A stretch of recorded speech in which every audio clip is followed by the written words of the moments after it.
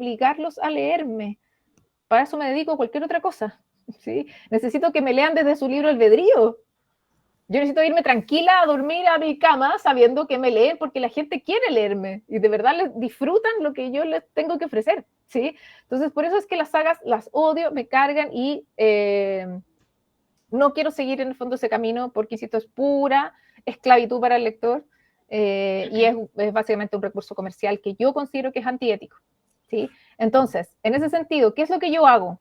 Yo hago, ¿qué es lo que estoy haciendo, ¿no? Con mis novelas históricas? Es un universo cohesionado.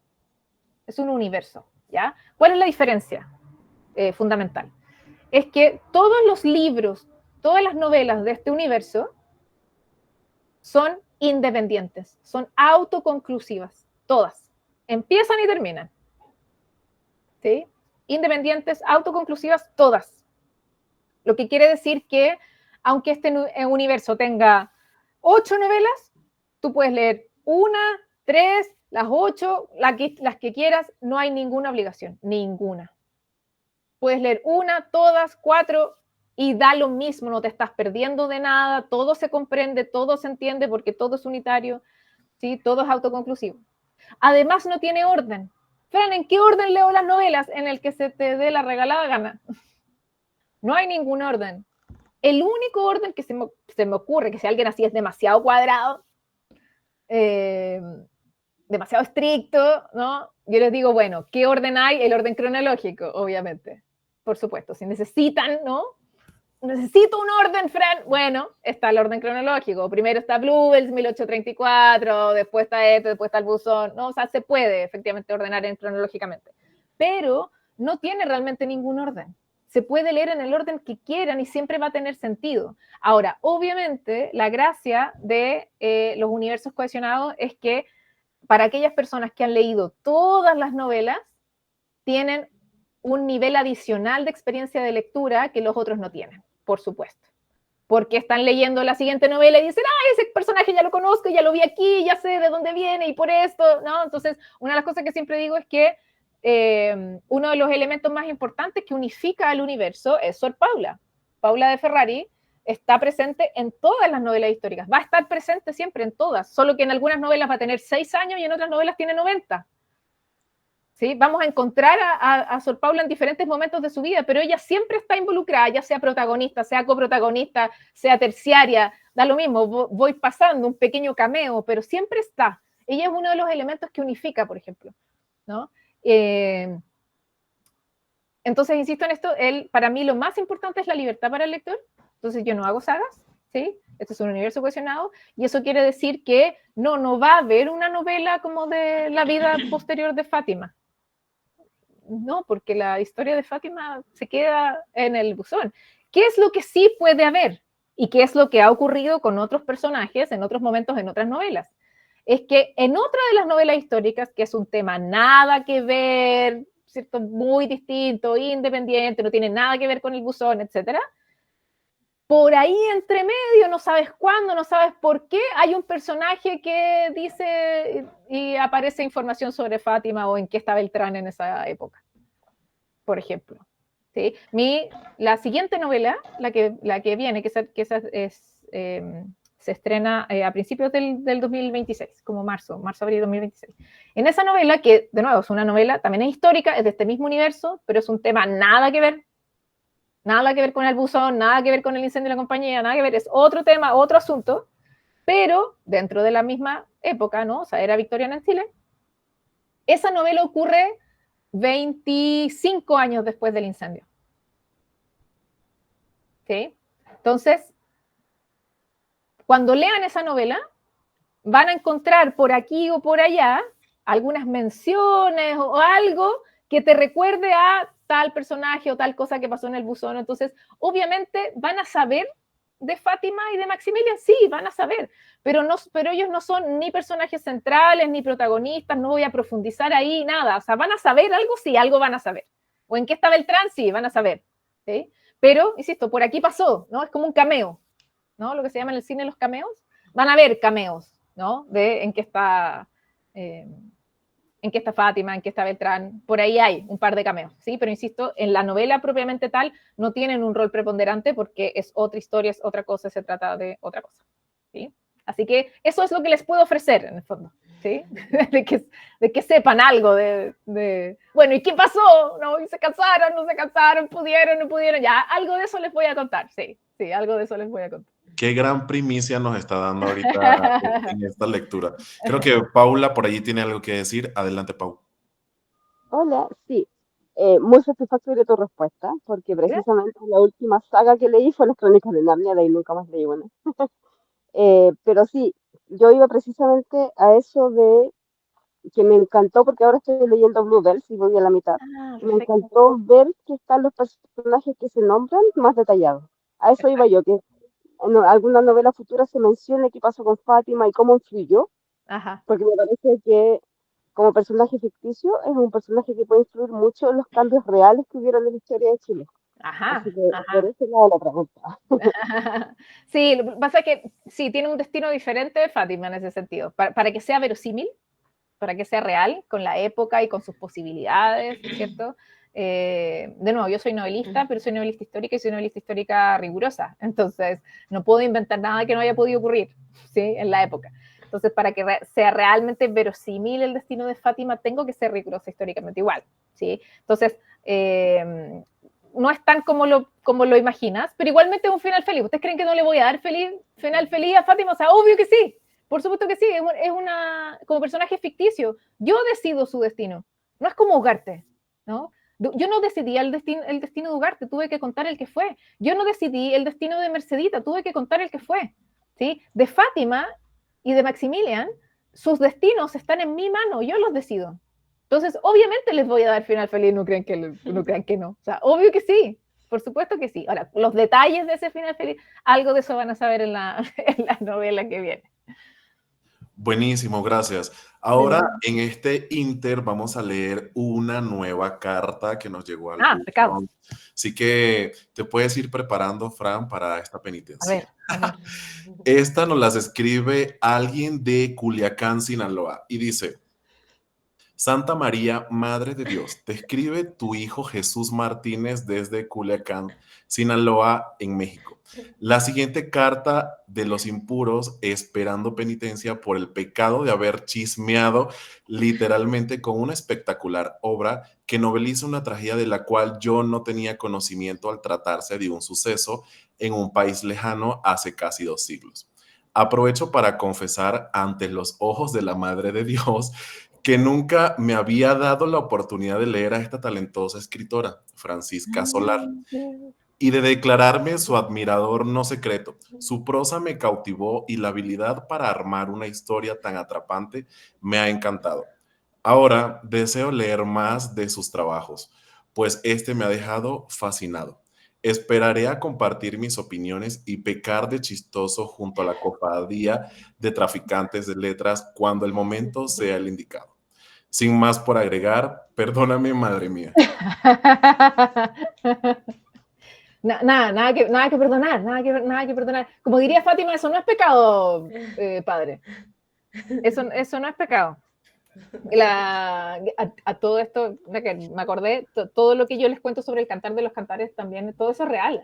Sí, Por si alguien quiere saber, sobre todo aquellos que no conocen mucho la Biblia o no saben mucho de eso, todo es real, cada versículo, cada interpretación, todo es absolutamente real, ¿sí? Que a mucha gente le ha sorprendido, insisto, que por ejemplo, gente que no es muy religiosa o que nunca fue católica ni nada, bueno, o que no conoce la Biblia, me dice, Fran, pero ¿cómo es posible que ese tipo de versículos estén en la Biblia? Pues si son eróticos, sí, tal cual, y están en la Biblia. Hasta el día de hoy es súper difícil de entender, pero están ahí. ¿Sí? Es real, yo no lo inventé, ¿sí? Todo eso es real. Cierto. Bueno, este pecado, Vamos a sí, hacer la penitencia. sí, estaba pensando. ¿Qué penitencia le podemos dar? Yo creo que tu penitencia debería ser leer un libro adicional, pues. Deberías seguir leyendo, esa es tu penitencia. Yo te daría como penitencia leer, sobre todo para que veas el cambio de registro, que es parecido pero no es igual, La vida de Abna. Deberías conseguir La vida de Abna, que es otra de mis novelas históricas, que es de este mismo universo, y que para que me conozcan en el registro del terror histórico, que es lo que más me gusta. Y Sí, justo me por ahí fascina. estaba preguntando si escribías terror y yo le dije, Me sí, un encanta. poquito, porque estaba esperando que le respondiera justo esto y no darle tanto spoiler al Jesus. Es lo que más me gusta, es lo que más disfruto por lejos, el terror histórico. Entonces, mi primera novela histórica, Los últimos días de Clayton and Co., es terror histórico, después La Vía Darna, y después me voy moviendo de registro simplemente porque me gusta explorar. Entonces, Bluebells ya no es terror y eso ya es drama, es romance histórico. El buzón de las impuras, que es ficción documental, ¿cierto? Y que es una gran tragedia, un gran drama. Y ahora en la novela que sigue vuelvo al terror, ¿sí? Porque básicamente lo que yo necesitaba era, yo necesitaba urgentemente volver a la entretención, volver a algo que me entretuviera, volver a disfrutar el proceso, ¿sí? Y yo disfruto muchísimo el terror. Entonces eso fue lo que decidí, ¿no? Voy a volver al terror histórico, que de verdad me gusta mucho y que lo muy entretenido del terror histórico es que a pesar de utilizar elementos que son rigurosamente históricos, es decir, sucedieron, al mismo tiempo tengo muchísima libertad creativa. Y echo de menos, en el fondo, después de todo el proceso del buzón, que fue muy constreñido, ¿no? Echo de menos la libertad creativa y por eso es que dije voy a volver al terror histórico, porque el terror histórico, como igualmente está dentro del paraguas de la ficción histórica, pero está más cerca de la ficción que de lo real, tengo más libertades, puedo darme más libertades y yo necesito un poquito eso, necesito un poquito más de libertad después del buzón, que fue horrible, necesito darme libertad, así que se viene. ¿Alguien me preguntó algo? No vi, algo en el chat. Sobre los fantasmas del incendio. Pero esa es una pregunta posterior. Entonces, ya, ahorita perdón, ya. Entonces, penitencia Jesús, leer La Vía Darna. Sí. Y me cuentas después qué te pareció. Claro que sí, muchas gracias. De nada. Ahorita leemos esa pregunta que tiene María, porque justo está seleccionada, pero porque también nosotros queremos saber eso, pero quiero primero hacer la pregunta que hizo Katy Castillo desde Costa Rica. Ajá. Y dice, en mi caso personal, en algún momento de mi vida estuve en una comunidad cristiana. Fueron como 10 años de estar en esa comunidad y ver cómo los que manejan la religión mueven a las personas a hacer lo que ellos quieren y a obtener beneficios personales y monetarios en nombre de Dios. Y su pregunta es, ¿has tenido alguna experiencia en alguna organización religiosa que te haya permitido conocer un poco más cómo se manejan desde adentro los intereses de los organizadores, o todo lo que pones en el libro es con base solo en tu investigación? Ajá. Sí, muy buena pregunta. Chao, Paula, gracias por haber estado. Paula se está despidiendo. Por supuesto que, bueno, obvio, la investigación era crucial igualmente, pero claro, viene muy de cerca también porque yo tuve una formación muy religiosa. O sea, yo estuve en colegios católicos y participé de una asociación religiosa juvenil aquí en Chile que se llama CBX durante mucho tiempo, y siempre, y sobre todo, que esta es la peor parte, en el fondo, gran parte de mi formación católica fue por parte de los jesuitas. Entonces, yo vivía en el fondo como toda ¿cómo decir? Todo el marketing tan bien hecho y tan bien armado en torno a los jesuitas, ¿sí? Que yo sé que no pasa solo en Chile, también pasa en algunos lugares, pero en Chile la congregación que mejor marketing tiene son los jesuitas, ¿no? Que son los buena onda, los intelectuales, los abiertos de mente y no sé qué, y están metidos hasta el cuello en casos de abuso sexual y abusos de poder y abusos de conciencia, exactamente igual que cualquier otra congregación. Entonces, estar adentro y verlo es distinto a simplemente investigarlo, sin duda, ¿sí? Y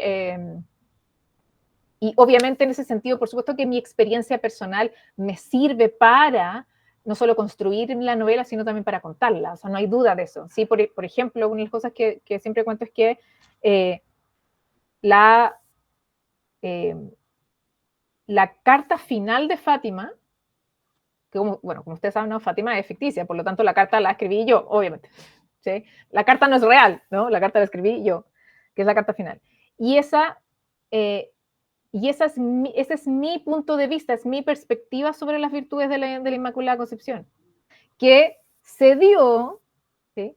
que no es que yo haya hecho Fátima a mi imagen y semejanza, para nada, sino que el personaje, la evolución del personaje de Fátima resultó que a ese personaje le servía ese pedacito de mi experiencia. Entonces yo se la regalé a Fátima, por así decirlo, ¿no? Este pedacito de mi experiencia te la regalo. Entonces, esa carta no me costó nada escribirla, en el fondo efectivamente es algo que he pensado siempre, ¿cierto? Y que me trajo muchos problemas en discusiones dentro del mismo de CBX y qué sé yo. Y a pesar de que yo soy una mujer de fe y soy una mujer creyente, no soy una mujer religiosa. O sea, en el fondo entendí la diferencia muy importante que hay entre fe y religión. Y yo apostaté a la Iglesia Católica hace varios años, en pandemia, como el 2020, por ahí. Apostaté. Y que ha sido un alivio, en verdad. Y entonces también utilicé como esa experiencia de saber lo que es o lo que significa, que si yo también lo utilicé para poder regalárselo a Fátima, ¿no? Y que su historia también fuese más coherente, ¿sí? Entonces, sí, yo he visto todo, fíjate que de mi colegio, en el colegio en el que yo estaba, en el Sagrado Corazón de Apoquindo, uno de los curas más importantes es uno de los casos más emblemáticos de condena de sacerdotes por abuso sexual, el cura Tato, que se llama aquí en Chile. ¿Te suena, Claudia?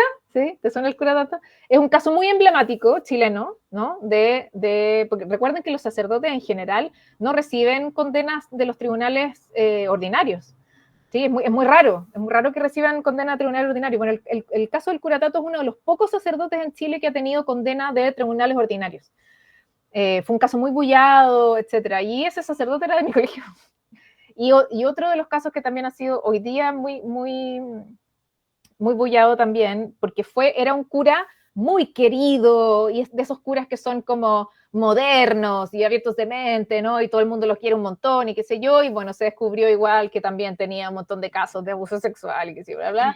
Y este cura buena onda también era uno de los sacerdotes de hecho, el sacerdote que me confirmó, ¿no? Yo pasé por el sacramento de la confirmación, y el sacerdote que me confirmó es uno de estos sacerdotes, que no sé si lo conoces, Claudia, es Prej, Alberto Prej, ¿cierto?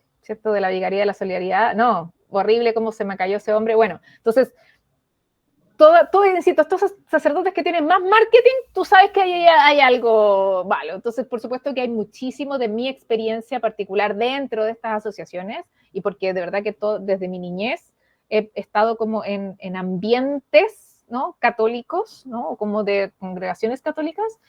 Por supuesto que hay mucho de mi experiencia también dentro de la novela, en el fondo, sí, totalmente. Muchas gracias, Fran. Sí, no, Nada. es que es imposible para los que hemos estado en alguna organización religiosa. En el caso mío, bueno, obviamente, como la mayoría de las personas, nací en la fe católica, que es lo que le dicen, ¿verdad? Obviamente bautizada y primera comunión y todo esto, pero yo Ajá. en la iglesia católica yo nunca creí. Yo dije, ¿por qué yo tengo que ir a contarle a un viejillo mis pecados? Porque de hecho lo comentaba con Maru, ¿verdad? Cuando hablábamos del libro, que yo cuando me iba a confesar, yo mentía. O sea, yo le inventaba pecados al padre porque yo decía, porque yo le tengo que contar mis cosas. Entonces yo decía, ay, no, es que le grité a mi mamá y mentí. Ay, dígame mi penitencia, ¿verdad? O sea, porque había que cumplir con para Claro. poder hacer esto, ¿verdad? Sí, Entonces yo decía, yo, ¿por qué? O sea, ¿por qué yo tengo que ir a decirle mis cosas a alguien que no conozco, ¿verdad? Y por qué yo no puedo hablar directamente con Dios y Dios me va a perdonar si es Dios. Y supuestamente, según lo que a uno le enseñan, está en todo lugar y escucha todo, ¿verdad? Entonces, así es. ya luego pasé a la iglesia cristiana y pues no hay lugar donde haya aquí algo normal, ¿verdad? Si no es en la católica, es en la cristiana, ¿verdad? Como uno es así ¿Qué facción evangélica? ¿Presbiteriana? ¿Qué facción? cristiana evangélica, ¿verdad? Ajá, perfecto. Y pues estamos, obviamente, como uno es así de metiche en todo lado, ¿verdad? Obviamente yo estaba dentro de las líderes de no sé qué historias, ¿verdad? Y pues había que estar ahí y recoger el diezmo, ¿verdad? Entonces, imagínate, el diezmo se deposita en un sobre y las ofrendas quedan afuera de la canasta, ¿verdad? Pues resulta que lo que hay dentro del sobre no se puede contar. no se puede sacar, no se sabe cuánto es. ¿Por qué? Porque es del pastor, ¿verdad? Y entonces Exacto. entonces de lo que está en la canasta, ahí se saca cuánto es, y de ahí se saca también el diezmo, y también se echan un sobre para el pastor, ¿verdad? Y yo ahí, que como que, y yo, bueno, yo soy contadora, entonces yo, Claro, peor. esto es un montón de plata, aquí esto, ¿verdad? Está extraño. Obviamente el pastor con su casa famosa, con su carro último modelo, Mansión. ¿verdad? Sus hijos top, ¿verdad? Ni te voy a hablar de otras iglesias donde me han contado que ponen en la canasta, necesitamos esto, si vengan y tiren las llaves de sus carros y donen sus carros a la iglesia, gente que ha llegado a pie cuando se ha ido para la iglesia en carro, ¿verdad?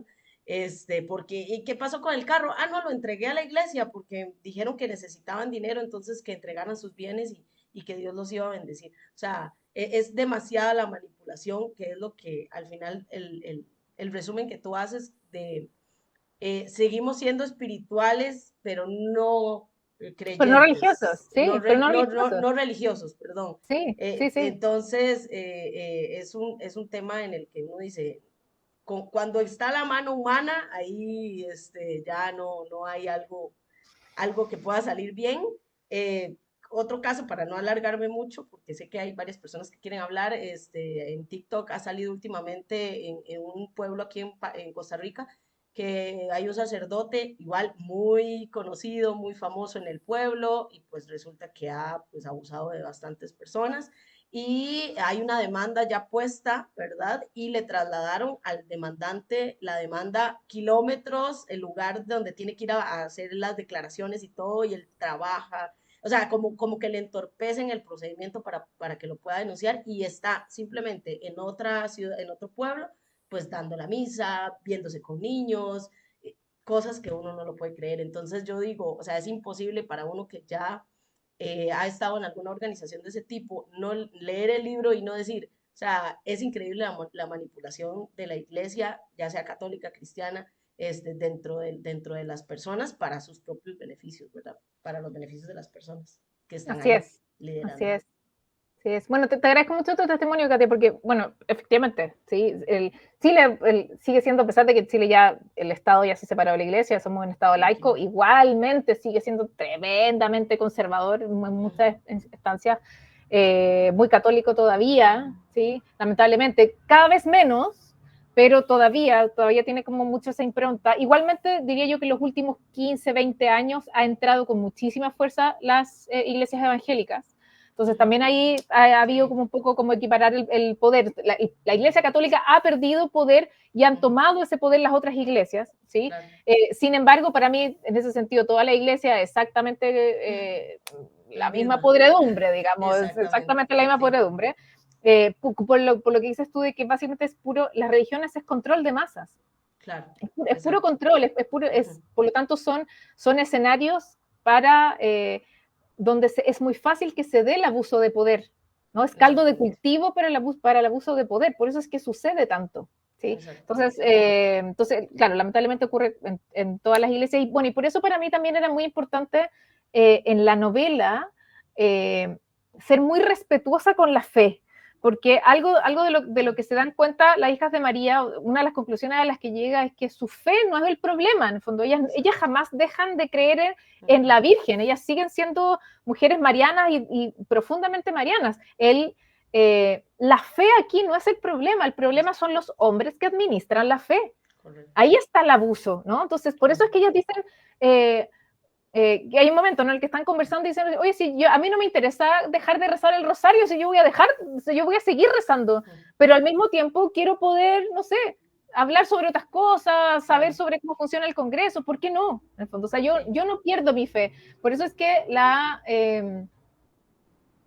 es tan potente, en el fondo, el mensaje de Fátima al final, que es, yo no renuncio a mi fe, yo no voy a renunciar a mi fe, a lo que renuncio es a los hombres que intentan controlar, administrar mi fe. A ellos renuncio, a ellos les doy la espalda. Ese es el mensaje para mí, ¿sí? Y que es el mensaje que me interesaba contar como yo misma, ¿no? Yo como autora, el mensaje como que trataba de transmitir yo también, que sí se puede, ¿sí? O sea, sí se puede ser una persona de fe, sí se puede ser creyente, sin necesariamente ser religioso, en el sentido de no aceptar reglas arbitrarias sobre tu persona, en el fondo, y sobre cómo tú administras y sobre cómo te acercas a Dios.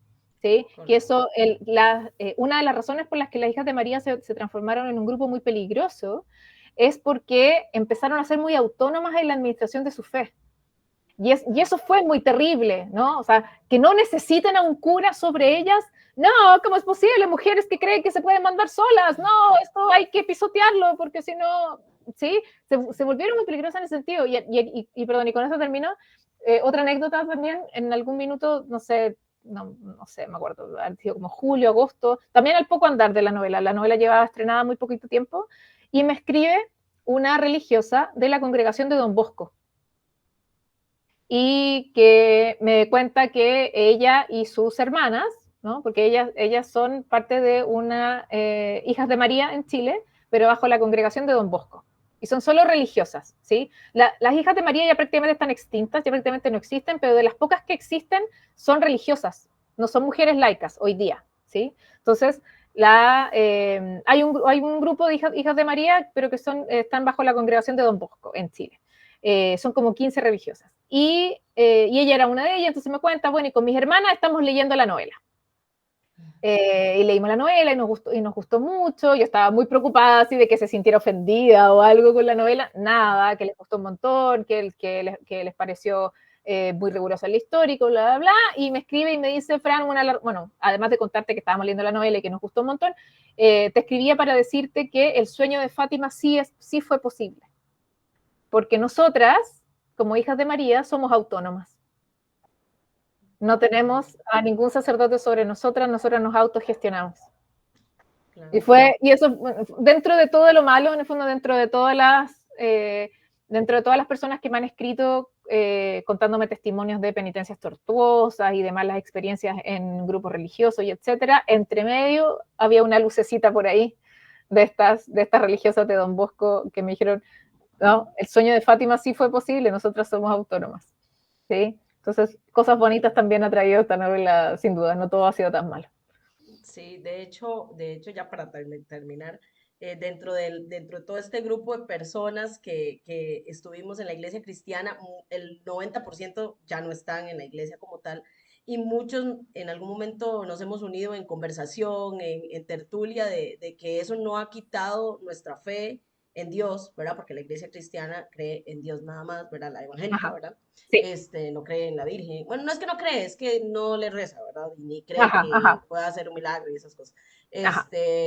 Pero todos tienen su fe intacta, nada más no quieren seguir con el mandato, digamos, de lo que te dice una iglesia que tienes que hacer. Y la parte que leías que decías de los cantares, bueno, como en la iglesia cristiana evangélica se estudia muchísimo la Biblia, ¿verdad? Entonces yo sé muchas cosas, que la iglesia católica, de hecho, yo he ido a misas, a entierros, y dice, bueno, vamos a leer el evangelio, y tal vez yo tengo ahí la aplicación de la Biblia, y yo, ¿qué versículo qué?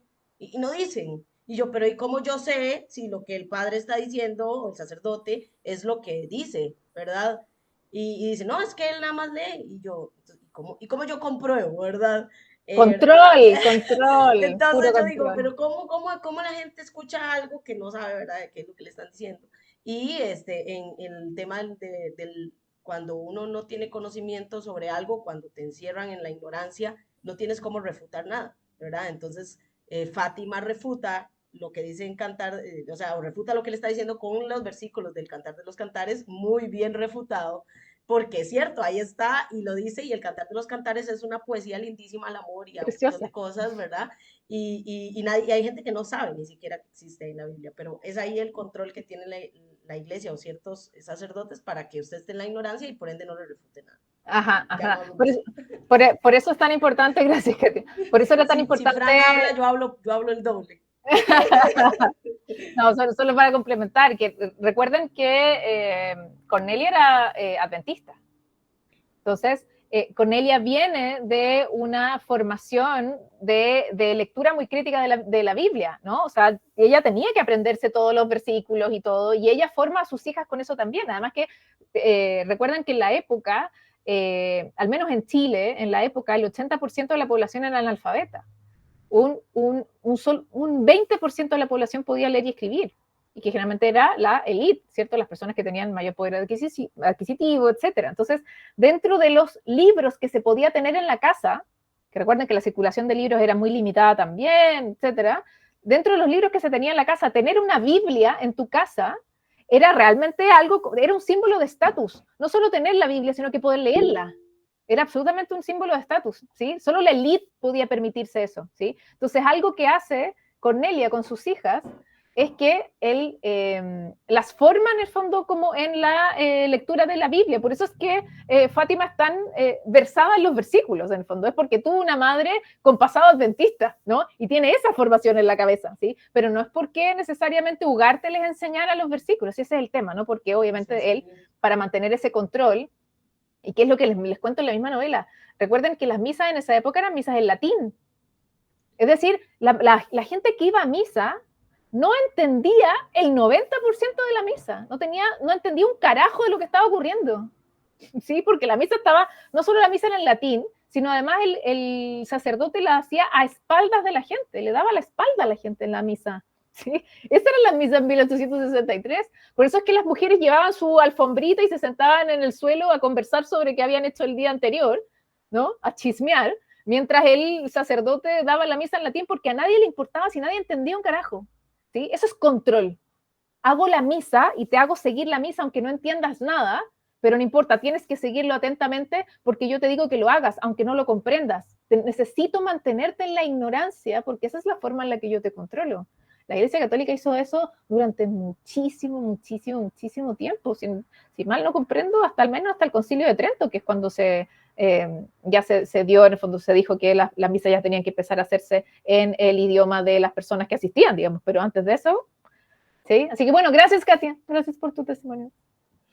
Súper, buenísimo. Ahora vamos con una pregunta de María Barrio, que por ahí estaba y se nos estaba adelantando por el chat, ya te vimos, María. Ajá.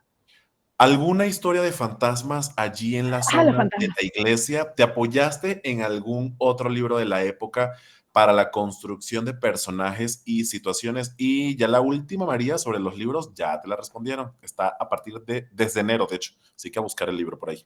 Ajá. De todas maneras, de fuentes bibliográficas, Maru, está en la nota de la autora, al final de la novela, les nombro varios de los libros que utilicé, ¿ya? Por si quieres conseguir alguno de esos, están además, muchos de esos están digitalizados. Están en memoriachilena.cl, si los buscas ahí, está el libro de Vicuña Maquena, está Episodios chilenos de Daniel Riquelme, no sé si está ¿Qué hacer con Dios en la República? De Sol Serrano. Pero bueno, pero ahí hay varios de los libros que yo utilicé como fuente directa, están ahí, por si los quieres revisar o los quieres buscar, están ahí. Y fantasmas. Bueno, este es un tema fascinante, a mí me fascina el tema de los fantasmas. Esto es bien de perogrullo, esto si lo piensan, porque en un lugar, en una esquina, donde murieron más de 2.000 personas quemadas vivas, ¿no? Es una muerte en martirio. Y eso es muy terrible, ¿no? La muerte en martirio es en la conciencia de la muerte. Eso es muy terrible. Es la peor forma de morir, ¿no? Morir quemado y morir ahogado. Porque mueres en la angustia de la conciencia de que te estás muriendo. Entonces es muy terrible. Y además en el dolor, ¿cierto? Entonces, más de 2.000 personas que mueren en martirio, en plena conciencia del dolor. ¿Ustedes creen que no quedó cargada esa esquina? O sea, ¿no? Aunque no creas en fantasmas, uno dice, obvio que esa esquina está maldita, obvio que esa esquina tiene como una densidad, ¿no? Distinta al resto de las esquinas de Santiago. O sea, no hay duda de eso, insisto, más allá de que creas o no creas en fantasmas, si uno se queda así como con la física nomás, uno ya dice, esa esquina tiene otra densidad, ¿sí?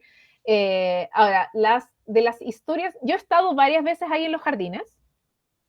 La verdad es que yo no he sentido nada particular, yo soy bien sensible como a percepciones varias y la verdad es que yo no he sentido como ese peso, no, como denso, no, yo no lo he sentido al menos, pero sí lo que pude hacer fue recopilar algunos testimonios de diferentes personas que trabajan ahí, trabajan en el Palacio del Ex Congreso, que hoy día el Congreso de Chile, el Congreso Nacional de Chile, no funciona en ese palacio, en ese edificio, funciona en otra ciudad de Chile, que es Valparaíso, pero todavía hay oficinas de parlamentarios, hay oficinas de senadores, etcétera. Entonces el edificio del ex Congreso, el Palacio del ex Congreso, todavía se utiliza.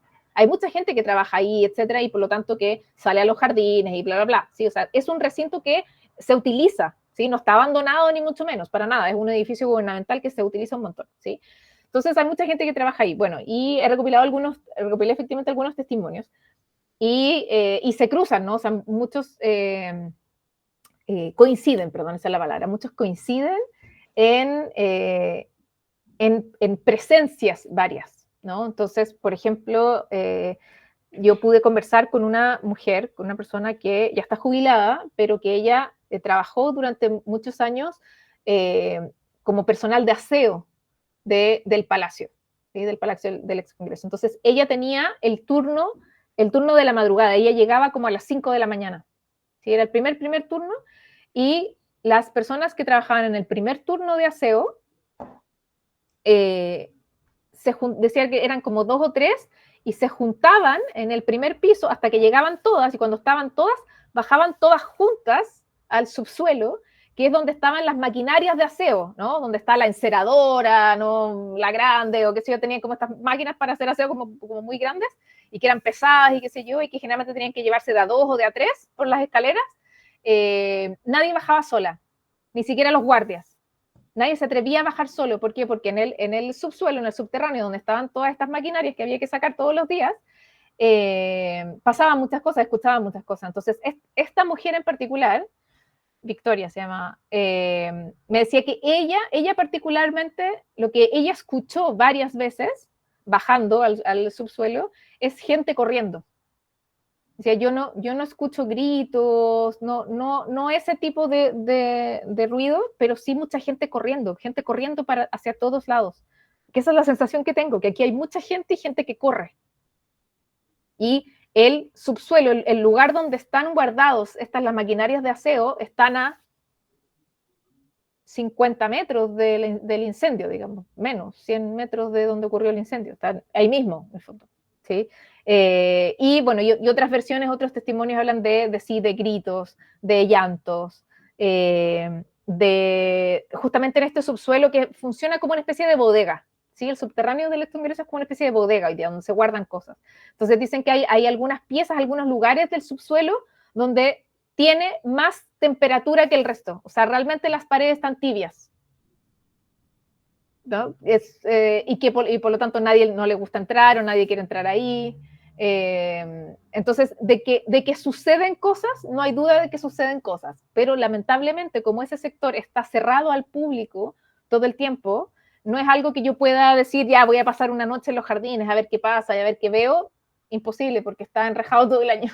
Entonces, no es algo que yo haya podido hacer o que yo haya podido presenciar, lamentablemente no. O sea, las únicas veces en las que he podido estar en el jardín siempre ha sido o con mucha gente o a plena luz del día.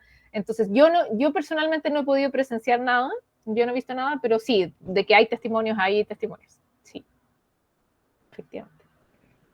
Gracias, Fran. De nada. Tenía esa duda porque te había escuchado en un programa de radio y te habían preguntado, dijiste sí, y no dijiste más nada, y yo, ay. Sí, es cierto. Como digo, yo no lo he experimentado, me habría encantado, yo no lo he experimentado, pero sí hay testimonios de que sucede, sí. Oigan, me gustaría aprovechar para ver si podemos sacar la foto con el libro. Porque yo llevo casi 3 horas hablando. No, y es que algunas personitas luego se tienen que ir o así. Además, pero claro. Que ¿por qué no tengo la foto? Pueden ser 4 horas, no pasa nada. Todavía nos queda. Yo no tengo la novela cerca, pero tengo esto. Ahí. ¿Alguien más también me puede ayudar a sacar la foto por si no salen completos? Es que, luego tengo un problema aquí con esto que no se ven completos los...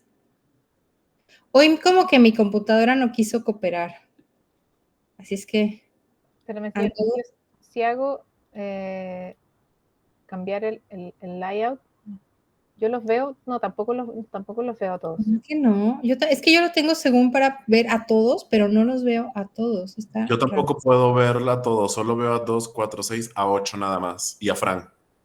3 yo veo, claro, Al final 9. la tengo fijada, entonces a lo Es que mejor- Fran está Pineda, ¿no? Sí, ya está. Sí, creo, ahora sí, listo. Ay, ahí los veo.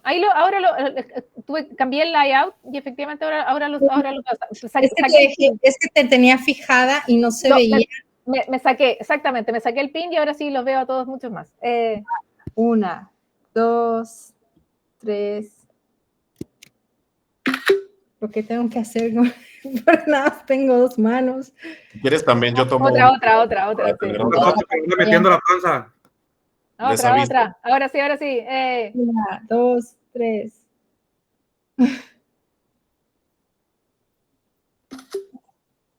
Listo, ya tomé otra más. Gracias. Lindos se ven, muy lindos. Espérenme, ahora mismo voy a leer el siguiente. Ya, y me vuelvo a piñar, ahí está. Sí, ya está. Volvemos a lo mismo. Mira, una pregunta es de Julieta Leiva, de Sonora, México. Ajá. Ay, mándanos unos tacos de camarón. Oh, qué Dice, rico. ay, sí, me topé con un personaje que aunque fue breve, creo que fue muy importante para la historia de las mujeres y se llama Lucrecia Undurraga del Solar. Ya les Busqué dije. en Google inmediatamente y sí existió. Por su segundo apellido y el impulso del feminismo, me pregunto si de casualidad hay algún parentesco contigo y este personaje. Muy buena pregunta. Amo a Lucrecia, no tengo evidencia de que seamos parientes, ¿ya? Sí tengo, hay una posibilidad, es porque en Chile hay una rama de los Solar que viene del Solar, ¿sí? Es la generación de mi bisabuelo, si no me equivoco. No, es la generación de mis tatarabuelos que eran jóvenes revolucionarios y consideraban que su apellido era muy pomposo. Entonces se sacaron el del y quedaron solo como Solar, pero originalmente eran del Solar. ¿Sí? Entonces ahí se separa una rama, ¿no?, de Solares que eran de Solar en algún momento. Entonces mi familia es así, ¿sí? Mi familia es de esos, es de lo que alguna vez fue del Solar y se sacaron el del y desde ahí en adelante fueron Solar, ¿no? De hecho mi familia mi familia directa es la familia de la única santa chilena, que es Santa Teresa de los Andes, que su nombre es Juanita Fernández Solar, y que hay varios documentos históricos en el que su nombre aparece como Juanita Fernández Solar y en otros sale como Juanita Fernández del Solar. Y es porque es justamente en esa época, en ese tiempo, en el que se separaron las familias y algunos se sacaron el del y otro del Solar, entonces sale como Solar y del Solar. ¿Sí? Entonces, muy probablemente Lucrecia es de esa misma familia, pero yo no he podido ubicarla en el árbol, entonces no me consta para nada que seamos parientes, pero me gusta, me encanta pensar que efectivamente somos parientes, me encanta pensar eso porque de verdad que fue una mujer muy notable, fue una mujer muy valiente, que muy refugiada, por supuesto, en la importancia de su familia y en el dinero de su familia, es que ella pudo firmar sus columnas de opinión con su nombre y apellido sin recibir todas las represalias sociales. Estaba un poco blindada, por así decirlo, por la fortuna de su familia. Entonces, eso hay que decirlo sin duda. Pero igualmente fue una mujer muy valiente porque ella habló de ciertos temas de los que era casi imposible hablar en la época y mucho menos de una mujer, ¿no? Como les decía, Lucrecia fue una de las primeras mujeres que habló sobre justicia social en Chile. Fue una de las primeras mujeres en decir, mira, yo creo que los pobres no es que quieran ser pobres, sino es porque les pagan mal. Reciben malos sueldos, ¿no? Algo que hoy día para nosotros es de perogrullo, ¿no? En esa época era algo muy escandaloso de decir, ¿no? Y ella decía ese tipo de cosas, o decía, ¿por qué no todos los niños chilenos tienen derecho a la educación, derecho a leer y escribir? Efectivamente, la ley de instrucción primaria estaba recién partiendo en Chile en esa época, entonces no había educación pública, no todos los niños tenían acceso a leer y escribir, etcétera, ¿no? Ella fue una mujer bien vanguardista, fue bien moderna, de fondo, como para su época, muy corajuda, así que la admiro un montón y de verdad, ojalá seamos parientes. No me consta, pero ojalá. Y bueno, déjame decirte, a ver, sí, Julieta, échale. Gracias por elegir la pregunta y gracias, Fran, por contestar. Y nada Ya. más algo que puse en la carta, que yo creo que sea o no sea tu pariente, que con todo lo que nos has dado, con esta obra, los logros, las protagonistas que nos has regalado, yo creo que Lucrecia está muy orgullosa de ti, Ay, con todo lo ojalá. que estás haciendo. Gracias, Fran. Gracias a ti. Hoy, ojalá. Como les digo, hubo mujeres extraordinarias en todos los grandes procesos, en todos los grandes momentos históricos de Chile, y es una pena que no se conozcan lo suficiente. Entonces, nada, de ahí mi granito de arena para que nadie se olvide de que existió alguna vez una mujer llamada Lucrecia Undurraga que tenía una revista y que le dio trabajo a mujeres que escribían, aunque fuese anónimamente. Ay, sí, la verdad es que sí. Estaría súper cool que pudieras ver que sí era familiar Sí, sí, ojalá. Tener una raíz en algo que tú hiciste tanta investigación y tanto énfasis. Sería como algo muy simbólico, ¿no? Sí, sí. Y bueno, miren, esta sesión de preguntas se terminó. Voy a concluir leyendo la última carta que vamos a leer hoy y ya después podemos ahora sí pasar algunas preguntas y respuestas para que todo el mundo que se quedó sin leer su pregunta o algo pueda hacerte alguna otra pregunta. Y esta carta es de Jimena Leal, que es de México, y dice: el libro me significó una montaña de emociones. Lo comencé con cierto recelo porque lo histórico no es de mi agrado. Al inicio siempre me miro con los primeros capítulos como con piezas de rompecabezas que no sabía cómo articular. Pero poco a poco me llevó literal de la indignación a la rabia, a la tristeza, a la melancolía, a la esperanza. Gracias porque el libro llega a mis manos en donde estoy buscando rescatar mi propia voz, de retomar esa fuerza para poder volver a ser yo.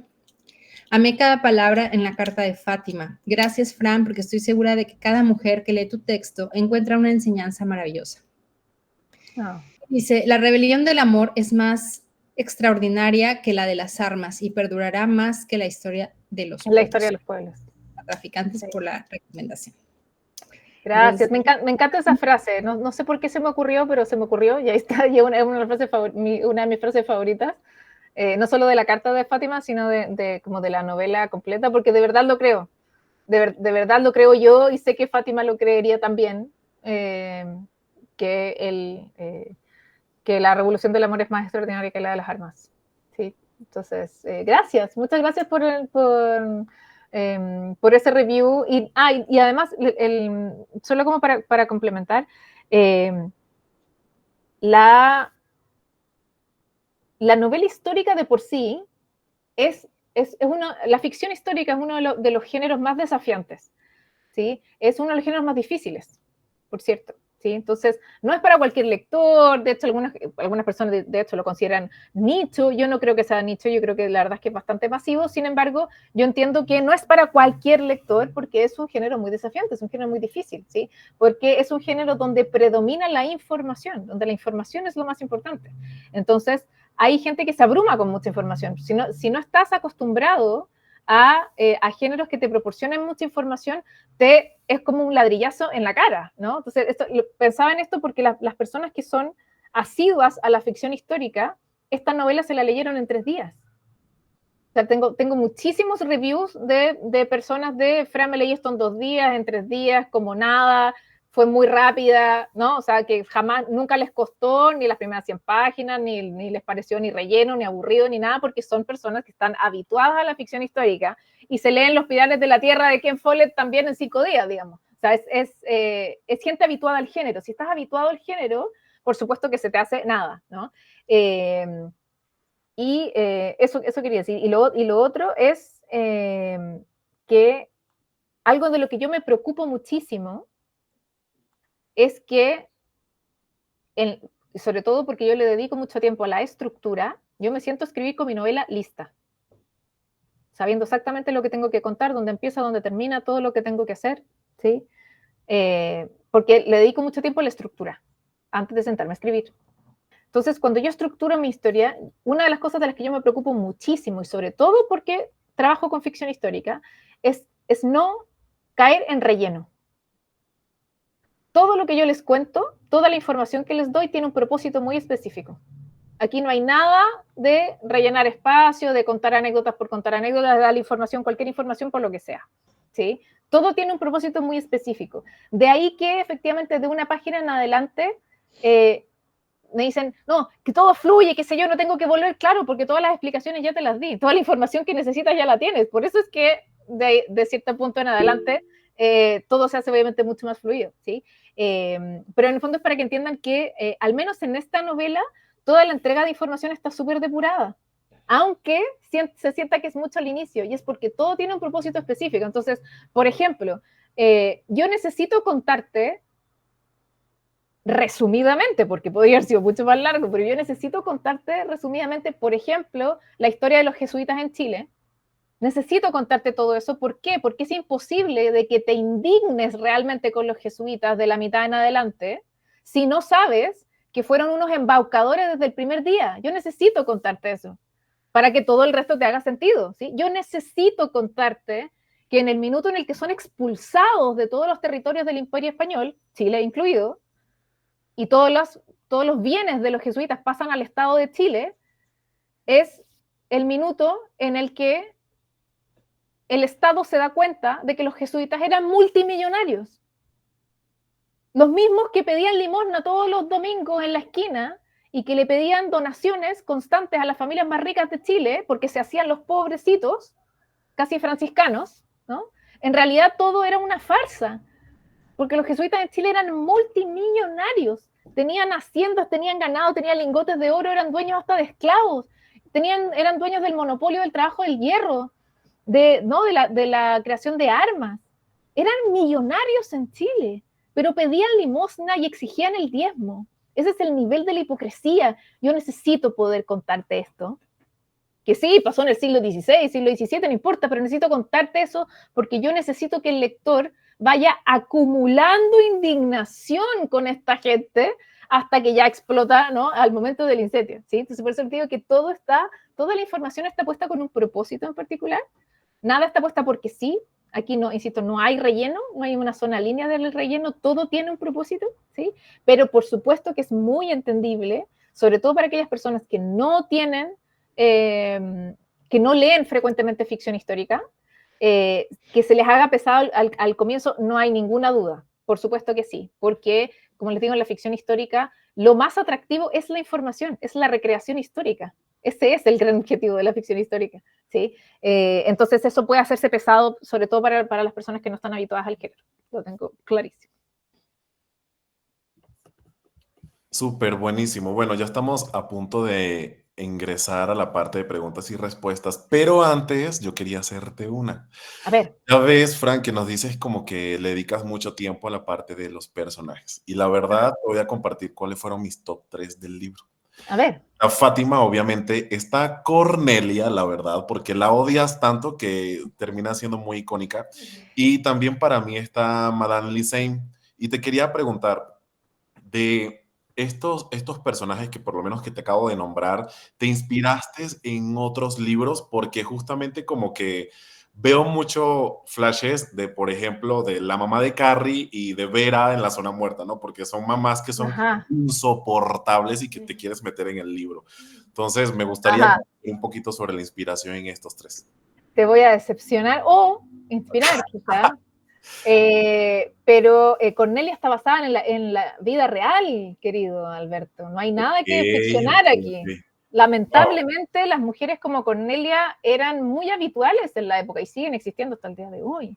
Sí, me encantaría poder decirte que no, es producto de la pura ficción, no sé qué. No, es la realidad más absoluta. Que de nuevo, es terrible decirlo, ¿no? Pero piensa que, sobre todo en la época, la Iglesia Católica necesitaba aliados. Cualquier tipo de persona, grupo, sistema opresor necesita aliados entre los oprimidos, si no, no funciona. Siempre es así, en todo orden, ¿sí? Entonces, sobre todo, la Iglesia, entendida como el brazo armado del patriarcado, ¿no? Necesitaba aliados entre las mismas mujeres, y eso ha ocurrido, insisto, siempre, ¿sí? El machismo no es de hombres y el feminismo no es de mujeres, ¿no? O sea, puede ser perfectamente cruzado, ¿sí? Cualquier persona puede ser feminista, cualquier persona puede ser machista, a eso me refiero, ¿no? Entonces, en la época, había mujeres específicas en ciertos roles muy específicos que eran extremadamente machistas y que eran las que mantenían el machismo en los sistemas, ¿sí? Incluso más que ciertos hombres, ¿sí? En mi familia, por ejemplo, yo tengo una familia muy conservadora, los más machistas en mi familia son las mujeres, ¿sí? Que, de nuevo, es muy habitual y probablemente es muy habitual en muchas familias latinas. Yo creo que esto es súper latino, ¿no? De que los matriarcados, porque las familias latinas suelen ser muy matriarcales, muy de mujeres, muy fuertes, pero que son las más machistas de todas, ¿sí? Y no es chiste. Entonces, Cornelia tiene mucho que ver con eso. Cornelia nace de la investigación más absoluta, rigurosa de la historia, de cuáles eran las típicas señoras que eran las manos derechas de los curas y que eran las más duras, las más obtusas, porque eran las que más les interesaba que todo siguiera igual. Entonces, en ese sentido, algo que es muy potente específicamente de Cornelia es que en esa época, en 1863, recuerda que todavía en Chile se está recién discutiendo la libertad de culto. No hay libertad de culto en Chile, ¿sí? O sea, cualquier otra religión que no sea católica está prohibida su ejercicio público, ¿sí? Entonces, ser disidente, ser protestante, es ser hijo del diablo en la época, ¿sí? Entonces, ¿qué pasa con Cornelia? ¿Y qué pasaba en la época con los católicos conversos?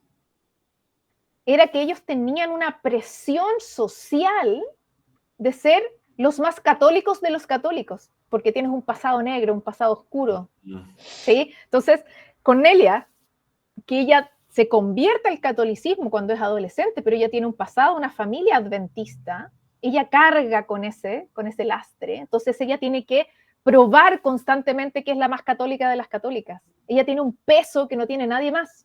Sí. Justamente por ser conversa, ¿sí? Entonces, si había alguien que debía ser la más estricta de las estrictas, la más dogmática de las dogmáticas, iba a ser Cornelia. ¿Por qué? Porque tiene un pasado negro, oscuro, familia protestante, familia disidente, eso era lo peor que podía ocurrir, ¿sí? Entonces, claro, Cornelia estaba, entre comillas, un poco blindada porque era una familia de fortuna y etcétera, entonces el dinero siempre blinda un poco en esas circunstancias, pero está por ahí nomás, ¿no? O sea, a Cornelia le convenía ser la mano derecha de Ugarte porque necesitaba demostrar que era la más católica de las católicas, pero es porque, insisto, ella venía de esa tradición de otra religión, una religión disidente y de ser conversa, ¿ya? Entonces, en la época hay harta información de cómo se trataba a los disidentes de la época y cómo se trataba a los conversos.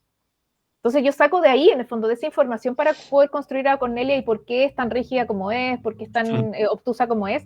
Viene mucho de ahí, ¿sí? Viene de porque ella no puede permitirse a sí misma ser flexible o ser empática, porque necesito ser lo más dogmática posible para que nadie me apunte con el dedo y para que nadie me recuerde mi pasado adventista. ¿Sí? Wow. ¿Y en el caso de Madame Lissen? Madame Lissen. Esto fue muy entretenido porque yo tuve que leer tesis doctorales sobre la prostitución en Chile del siglo XIX. Y fue muy entretenido, la verdad, porque yo no sabía tanto y aprendí muchas cosas, ¿sí? De cómo funcionaban los burdeles en la época, qué impronta tenían, cuál era la mirada social sobre los burdeles, quiénes podían ir, quiénes no podían ir, cómo eso fue evolucionando. Fue muy entretenido, en verdad, de saber sobre eso. Y es justamente de ahí donde yo saco la imagen de Madame Lissen, que es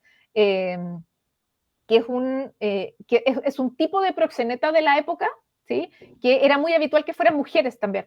Sí. ¿Sí? Muy habitual que fueran mujeres, no quiero que fueran hombres. Entonces, hay varios ejemplos, ¿no? En estos papers que leí de investigación rigurosa, hay varios ejemplos de cómo funcionaban esas mujeres, cómo lo hacían y qué sé yo, bla, bla, bla. Entonces, de ahí sí te fui sacando como pequeños elementos para poder armar a Lissen para que fuera lo más coherente o lo más rigurosa históricamente, por eso es que es analfabeta, por ejemplo, o ¿no? Ese tipo de cosas. Y había, en uno de los papers que leí, decían esto de que hubo un momento en el que se diversificaron mucho los burdeles, entonces eran como medios temáticos. No, había algunos que eran como, ¿no? Como que tenían como inclinaciones precisas. Entonces, así como, por ejemplo, existían burdeles que eran exclusivamente, por ejemplo, de niños o de adolescentes, porque era para encuentros homosexuales, exclusivamente, y que eso se sabía y que estaba, pero por supuesto era tabú, escondido, cierto, bla, bla, bla, pero que existían específicamente para ese tipo de orientación. También existían, por ejemplo, estos burdeles que no era la tendencia general, pero existían, que eran estos burdeles donde no aceptaban, por ejemplo, hombres casados, que eso era algo bien atípico para la época, porque obviamente los hombres casados eran la gran mayoría de los clientes, obviamente, pero que había burdeles que no aceptaban hombres casados, ¿no? Justamente por los escándalos que se producían y qué sé yo, y que era mala publicidad. Entonces dije, mira qué interesante, ¿no? Probablemente esto era una excepción en la época, pero no importa, lo vamos a usar y que sí, bla, bla. Y ahí es donde también en esta investigación me encuentro con que la casa de una persona muy importante en Chile, que fue Ambrosio Higgins, virrey del Perú y que fue el papá de nuestro primer, ¿no?, director supremo, Bernardo Higgins, esa casa, la casa de Ambrosio Higgins, se utilizó como burdel. Después de que él murió y todo, y la casa quedó abandonada, que era una casa de adobe muy antigua, pero que se utilizó como burdel mucho tiempo. Hoy día ya no existe, lamentablemente, obvio, ya no hay nada de eso. Hoy día probablemente, creo que hay un edificio, por ejemplo, en esa esquina, o sea, hoy día no hay nada. Pero en su momento se utilizó como burdel. Entonces dije, bueno, qué interesante, voy a utilizar todo eso y voy a armar, ¿no? Todo, insisto, todo, Madame Lisani, por supuesto, y todas las mujeres que yo nombro, etcétera, del burdel, el burdel mismo, todo eso es ficticio, ¿no? Ok. O sea, yo le invento un nombre y Madame Lisani es ficticia y todas las niñas son ficticias, sin embargo, todo eso está basado absolutamente en investigación real de cómo funcionaban los burdeles de la época. Buenísimo, el capítulo 14, donde se habla de María Magdalena, para mí es súper, súper, Ajá. súper top. Ok, vamos a iniciar entonces. Ya pueden levantar las manitas quienes todavía no han participado. Vamos a iniciar con Angie. Adelante, Angie. Hola, ¿se escucha? Hola, sí, hola. Sí, adelante. Cuando empezaron a hablar como del tema del catolicismo, todo eso, yo me acordé mucho de mi colegio. ¿Ya? Mi colegio era una compañía de Jesús e Hijas de María, así éramos, Ajá. así egresamos. Y me acuerdo que, claro, que era el tema de las misas, el tema de todo eso era como muy riguroso. Y cuando leí especialmente el capítulo del incendio, yo me acordé de la iglesia de mi colegio, que es un patrimonio nacional, no se puede derrumbar. Y yo dije, si es calcada a la iglesia de mi colegio. O sea, si hubiera pasado esto en mi colegio, yo me hubiera muerto allá adentro. Entonces, de eso me acordé, como de las misas de mi colegio, de todas esas cosas, que nos obligaban mucho a ir a misa. Y si bien no teníamos castigos, teníamos anotaciones negativas, teníamos, como nos mandaban como a castigo, bueno, sí nos mandaban a castigo, o si no también nos sacaban días, nos descontaban días, nos suspendían por no ir a misa. Entonces, claro, era eso y no era tan lejano en la época. Así Sí, que, exacto, que además sigue pasando, que sigue pasando hasta el día de hoy. Me hablaban, por ejemplo, un par de chicas que habían salido del colegio no hace tanto, que de las monjas francesas, parece, de las hermanas francesas, que decían que las obligaban a confesarse todos los viernes. Entonces, todos los sí, viernes tenían que tener un listado de pecados. Entonces, la chica que me escribió me dijo, Fran, había viernes que yo decía, no he hecho nada. ¿Qué le voy a decir al cura? No tengo nada que decirle, entonces vamos inventando pecados. Esto que hablaban, ¿no?, de inventar pecados para poder, que es lo que decía Katy, ¿no? Katy que inventaba pecados para poder salir del trámite, ¿no? Era algo súper habitual, súper habitual. Yo que estaba en colegio católico, la verdad es que por suerte a mí no me tocó esa obligación, o sea, nosotros no nos obligaban a confesarnos como en días específicos, ¿no? Sino que nos obligaban a pasar por el sacramento de la confesión, así como sí o sí en misas específicas a lo mejor, pero no en fechas, así como que no teníamos esa obligación, y la encuentro aterradora. nosotros Totalmente. teníamos una cajita parecido al buzón que metíamos nuestros, como, no sé, las cosas que queríamos como confesar, que no queríamos confesarle al cura, entonces la profesora de religión las llevaba y decía, ya, no sé, Ángela Torre confiesa X cosa, entonces su pecado es, no sé, tal cosa. Entonces, claro, leyendo el buzón de las impuras, yo decía, esto es como si hubiera escrito sobre mi colegio. Así que sí, y no fue tan, yo salí el 2013, no es tan lejano. Sí, no es tan lejano, exactamente. Hay muchas cosas que han cambiado, hay muchas otras que no han cambiado nada, lamentablemente. Así es. Es una de las cosas que te permite, una de las reflexiones que te permite la ficción histórica es esa, saber cuánto hemos avanzado, pero también todo lo que nos falta. Sí. Gracias, Angie. Gracias, Angie. Vamos con Silvia, adelante. Buenas noches, voy a hacer, no es una pregunta, pero quería hacerte un comentario que realmente me nace con muchas ganas de hacértelo. Yo he nacido en Bolivia, estoy viviendo en Brasil y tengo familia que ha migrado a Europa. Y me parece que toda la temática que tú tratas es universal. Me muero de ganas que te traduzcan al portugués, que te traduzcan al francés, que te traduzcan a cualquier lado, porque yo creo que es universal. No es solo latino, es a nivel mundial. Y me parece que el esfuerzo que has hecho en hacer esta investigación histórica es una cosa que tiene que ser dicha, es una cosa que independientemente que obviamente la novela la he disfrutado mucho como novela, la parte histórica tiene que darse a conocer porque es la manera de dar voz a todas las otras situaciones que han sucedido y que no sabemos.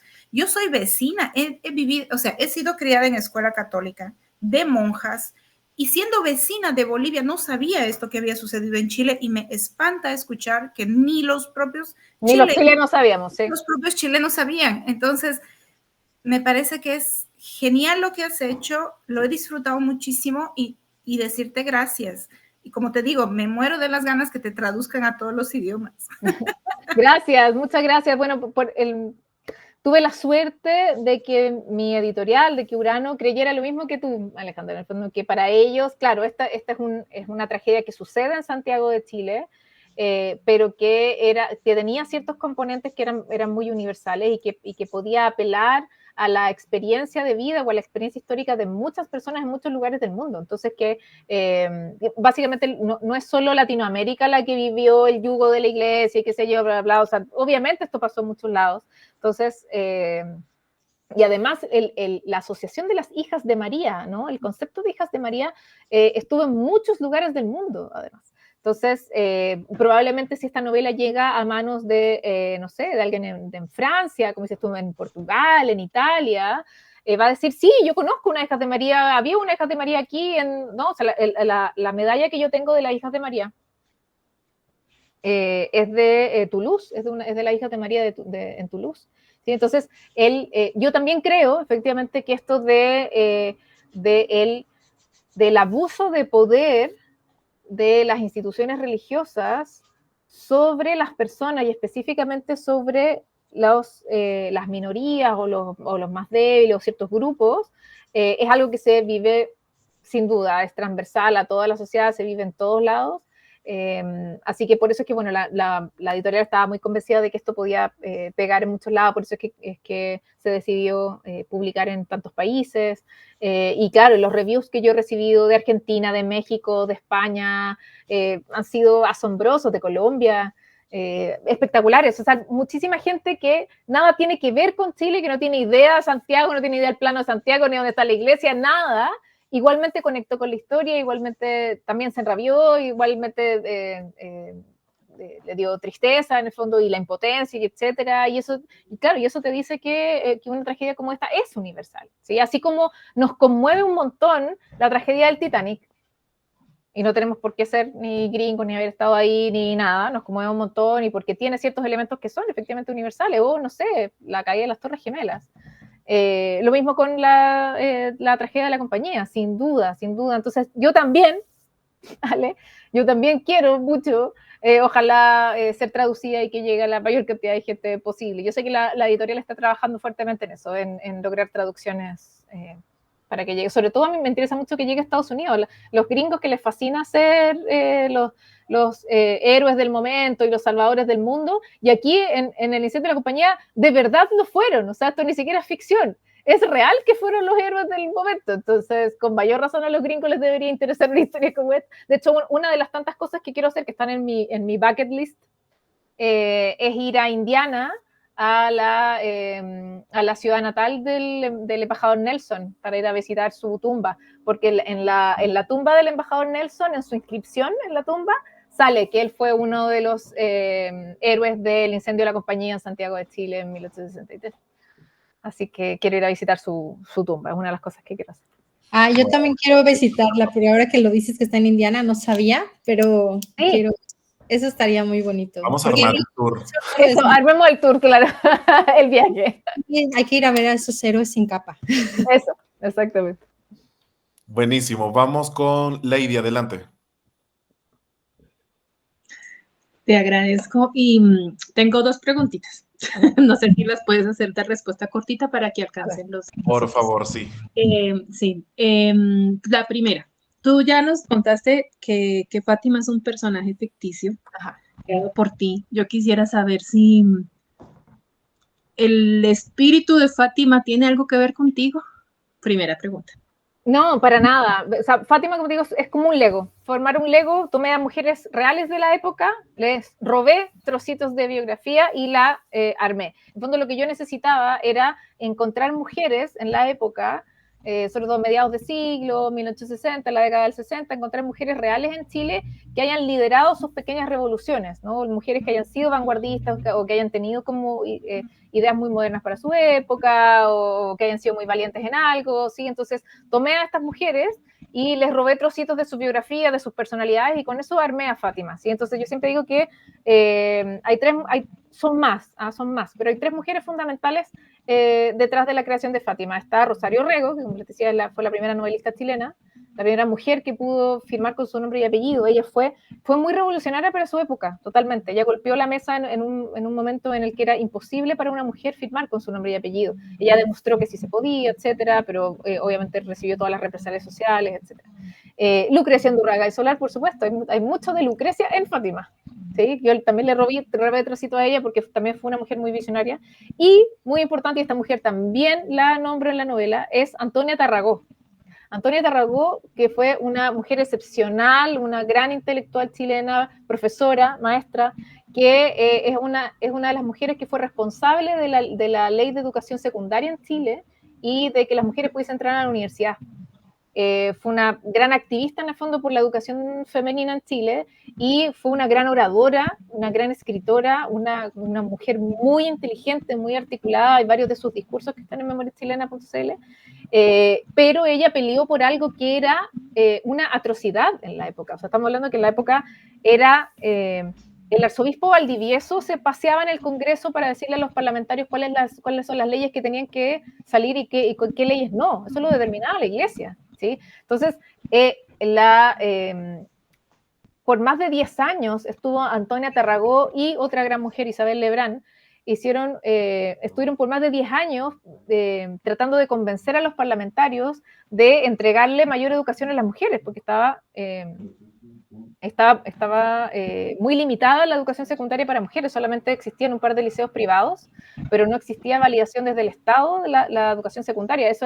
Por eso es que las mujeres no podían entrar a la universidad. Bueno, y al mismo tiempo de que Antonia Tarragó fue una gran activista para lograr mayor educación para las mujeres, al mismo tiempo estaba Joaquín Larraín Gandarillas, amenazando a los congresistas de que si le daban más educación a las mujeres era desatar la ira de Dios y que se venía el apocalipsis y qué sé yo.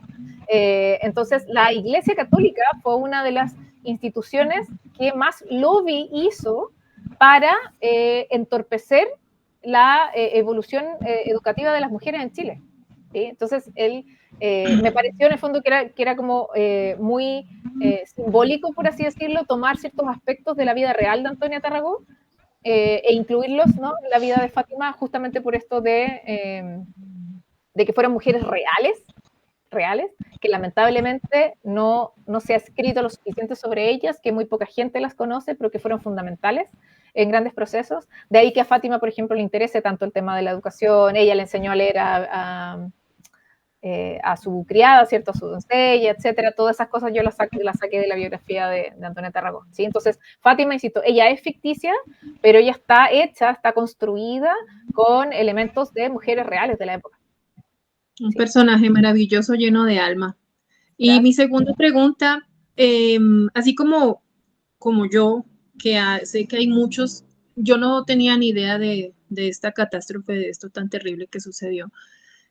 Así como igual hicieron con el Titanic, digamos, pensando como en las personas que no leen. Ajá. ¿Ok? Pero yo pienso y sé que todos pensamos que esto es algo que debe conocer el mundo. Esta tragedia debe ser conocida por el mundo. Además que tuvo una trascendencia terrible, la cantidad de víctimas y todo, mucho más que el Titanic. Y a Titanic le hicieron película. Ajá. ¿Pensarías tú que le hicieran alguna adaptación al cine para dar a conocer esta historia al mundo? Sí, claro, claro. El tema es que me lo preguntan muchísimo, sí. Yo feliz de que se lleve a la pantalla, por supuesto que sí. El tema es que no depende de mí. Yo tengo que estar sentada y esperando tranquilamente a que venga alguna productora o a golpearme la puerta y decir, quiero los derechos, y yo poder decirle, sí, claro, aquí están. Y es la productora la que va a ofrecer, ¿no?, el proyecto a Netflix, Hulu, HBO, no tengo idea, ¿no? O sea, en el fondo no es algo que dependa de mí, ¿sí? De mí solo depende tener disponibles los derechos para poder cederlos, ¿no?, a una productora que le interesa hacer este proyecto. Entonces, yo sí sé, lo que sí puedo decirles es que sí hay conversaciones avanzadas. O sea, sí hay conversaciones de la editorial con productoras que les interesaba hacer serie o película. Esas conversaciones existen. Hasta donde yo sé, no se ha cerrado nada, ninguna negociación, nada, pues ya lo habría sabido, ¿sí? Así que haya algo concreto, nada, ¿sí? Pero sí sé que hay interés. Eso sí sé que hay interés. Así que ojalá, yo feliz. A mí me encantaría llevar esto a la pantalla porque, como bien tú dices, creo que es una tragedia que está muy a la par de un Titanic, e incluso más, pero que no se le da la suficiente importancia porque sucedió en Latinoamérica, porque sucedió en un país latino. Entonces, creo que sería una muy buena señal, ¿no? Dar a conocer masivamente una tragedia como la de la compañía, sería muy bueno, nuevo, como para toda Latinoamérica, ¿no? O sea, que incluso en las grandes tragedias no tenemos nada que envidiarle a nadie, ¿no? Sino que de aquí también se pueden contar grandes historias. Así que bueno, ojalá, cruzando los dedos. Estaremos cruzando los dedos. Ahora vamos con Mira Stambok. Bueno, ante todo, de nuevo, muchísimas gracias. Es el primer libro que leo tuyo y realmente me encantó de principio a fin, lo disfruté un montón, lo sufrí como todos, pero maravilloso y me encantó tu manera de escribir, así que muchas gracias. Es el primero de varios. Entonces, no, yo tengo básicamente un comentario breve, también una pregunta breve. El comentario es, yo soy colombiana, pero mi mamá es chilena. Mi mamá ya vive en Colombia hace mucho tiempo, mi mamá tiene 87 años. Y ella, yo le dije como, oye, imagínate, estoy leyendo un libro, no sé qué, de la historia de Chile, tampoco tenía idea. Me dijo, no, yo jamás me enteré de eso, que fue como, oye, wow, pero además, pues ya con sus años y todo, ¿cómo es que no sabe esto? Fue súper bonito porque además ella es de familia presbiteriana, entonces dio como el lugar para hablar mucho de todo ese tema religioso antiguo en Chile, como toda esa evolución. Entonces, agradecerte también porque fue como la excusa para poder saber más de mi familia. Entonces fue muy lindo. Sí, y que mi mamá supiera un poquito más de su país. Entonces estuvo genial esa dinámica. Y yo quería preguntarte un poco por la construcción de Beltrán. O sea, para mí fue un personaje absolutamente hermoso por toda su faceta humana, ¿sí? Que digamos que yo sé que este libro se centra mucho en el tema femenino y pues todo lo que pasó con las hijas de María y todo, pero a la par Beltrán pues también se convierte en una parte muy importante, tanto para sus hermanas, en su familia, toda su vida personal. Entonces, preguntarte un poquito de dónde surge Beltrán, cómo es la historia de Beltrán. Amé crear a Beltrán, me encantó hacer sus diálogos, crearlo a él. Bueno, responde a varias cosas. Por un lado, para mí es muy importante la representación de minorías en la literatura. Creo que es demasiado importante la representación, o sea, que las personas, cualquiera sea su experiencia de vida, pueda encontrarse en la literatura. Creo que es muy importante la representación en el arte en general. Entonces, a mí me preocupa en el fondo me preocupa la diversidad de mis personajes. Sin embargo, como yo me dedico a la ficción histórica, de nuevo, yo no puedo inventar nada que no haya podido ocurrir en 1863. Por lo tanto, por mucho de que me interese la diversidad o los personajes diversos, estoy muy amarrada de manos a lo rigurosamente histórico, ¿sí? Entonces, no puedo inventar cualquier cosa, ¿sí? Entonces, me tocó investigar sobre las discapacidades prevalentes en el siglo XIX en Chile. En el fondo, si yo quería integrar un personaje con una discapacidad, no podía ser cualquiera. ¿Cuáles eran las discapacidades más prevalentes en Chile a mediados de siglo?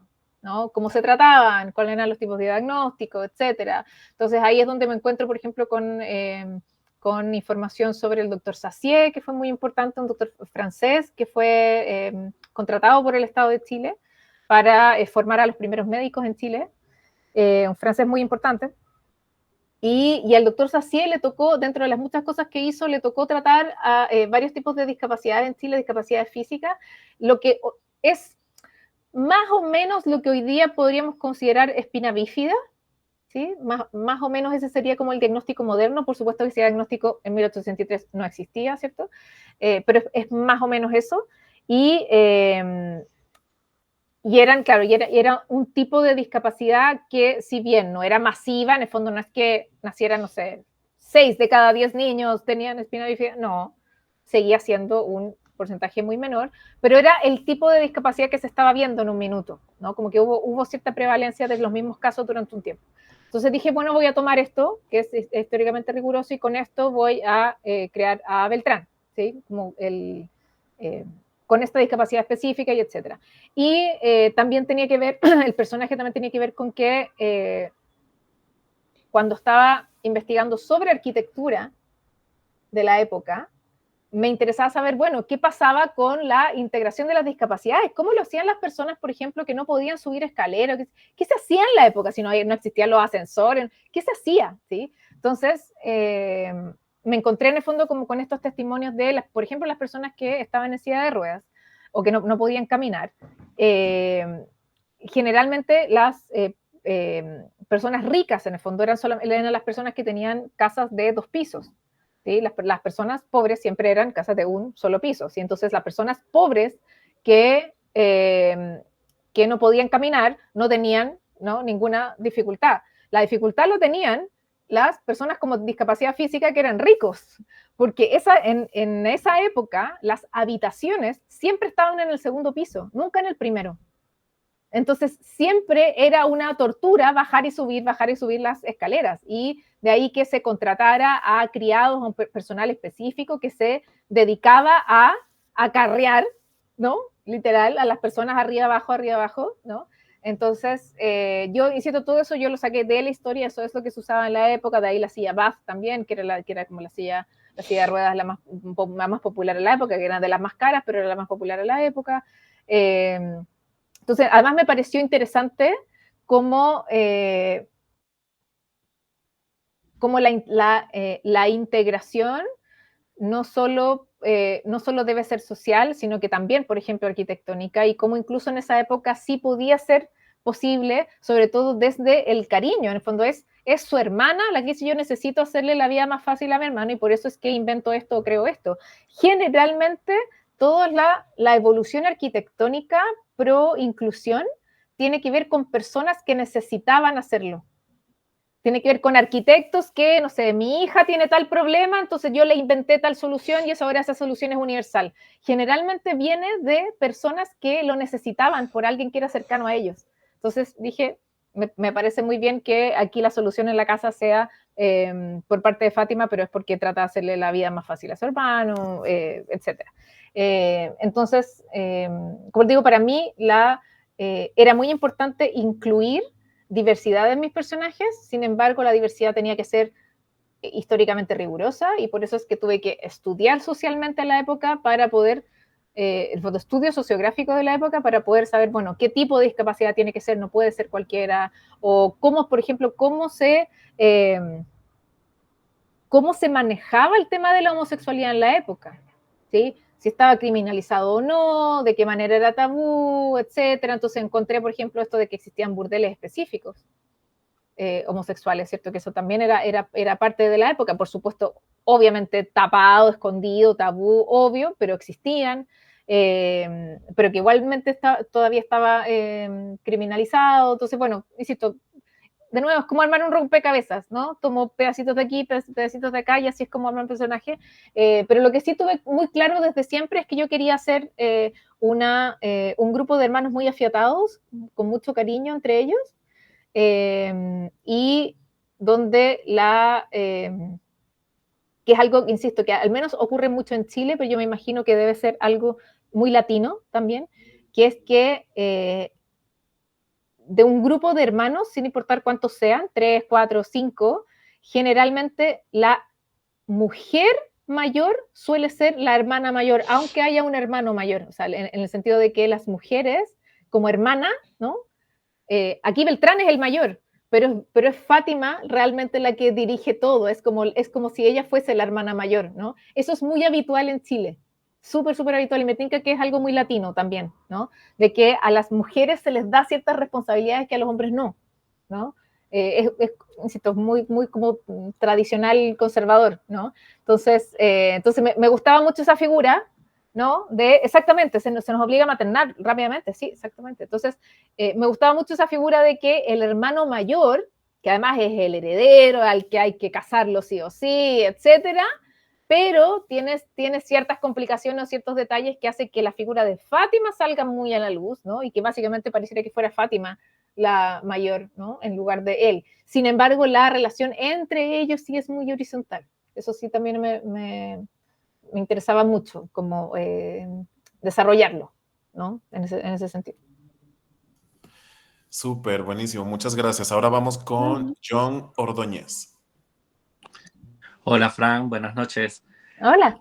Oye, aunque el libro se basa básicamente, o lo principal es lo del incendio, a mí me llamó la atención el personaje de Matt, la estadounidense que llega y demás. Adicionalmente, por ejemplo, por la escena donde le entrega el pañuelo a Fátima y él no sabe lo que significa para la época. Quería saber por qué él ayudó en Estados Unidos a salvar a ciertos esclavos, a que pudieran llegar a Estados y pudieran ser libres, y termina huyendo a Chile, ¿no? Y me encantó la parte cómo se une con Lincoln, que sabemos de historia todo lo que luchó para emancipar a los esclavos. Yo lo que quería saber era que si... pues este personaje había sido 100% real de acuerdo a lo que habías investigado y qué tanto participó el cónsul o la figura principal de Estados Unidos en Chile en apoyar a este personaje en la vida real. Ajá. Sí, es 95% real. O sea, Maximilian como personaje es ficticio, pero está basado en absolutamente todo real. O sea, de hecho, todos los nombres, todos de la legación norteamericana, todos son reales. Todas esas personas son reales, todos los gringos son reales, todos, del embajador hacia abajo, ¿sí? Maximilian es el único que es ficticio.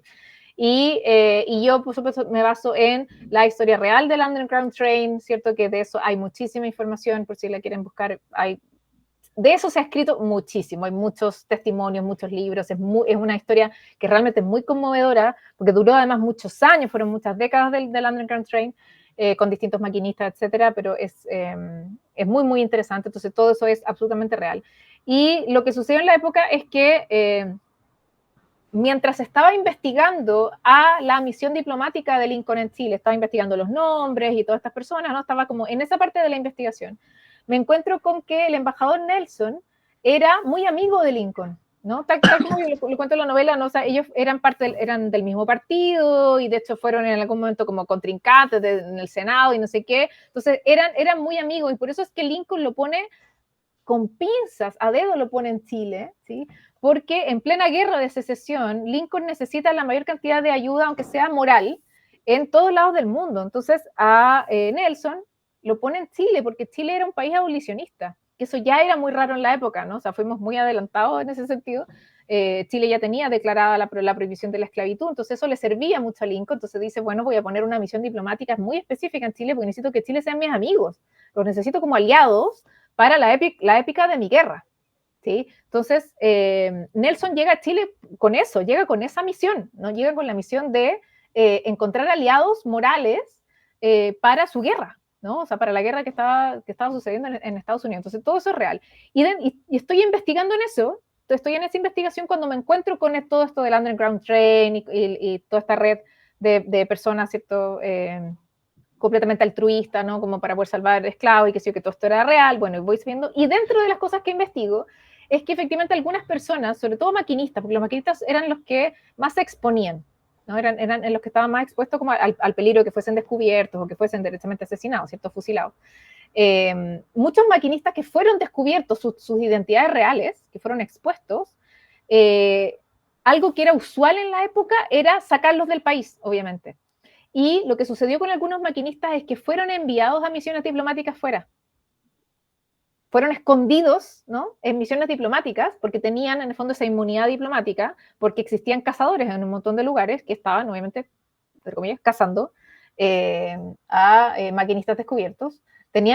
Sus cabezas tenían precio y una forma de protegerlos era con la inmunidad diplomática, ¿sí? Entonces, es cierto, es absolutamente cierto que maquinistas del Underground Train fueron escondidos en misiones diplomáticas fuera de Estados Unidos, eso es absolutamente cierto. Entonces, lo que yo hice fue, dije, ok, si eso es cierto, o sea, eso realmente ocurrió, pudo haber ocurrido que, dada la relación tan cercana que tenía Lincoln con Nelson, con el embajador Nelson, Lincoln haya decidido tomar a uno de estos maquinistas que estaba en peligro su vida y mandarlo a la misión de Chile, totalmente, absolutamente posible. Entonces dije, ok, no tenemos evidencia de esto que haya ocurrido, pero sí es perfectamente posible, siendo rigurosa históricamente, ¿es posible? Sí, es posible, perfecto. Y así es como yo armo la historia de Maximilian, de que en el fondo era maquinista, que su cabeza tenía precio y que lo mandan a Chile y etcétera. Y además, porque además yo necesitaba obviamente darle protagonismo a la legación norteamericana, porque son los que van a salvar a las pocas mujeres que se van a salvar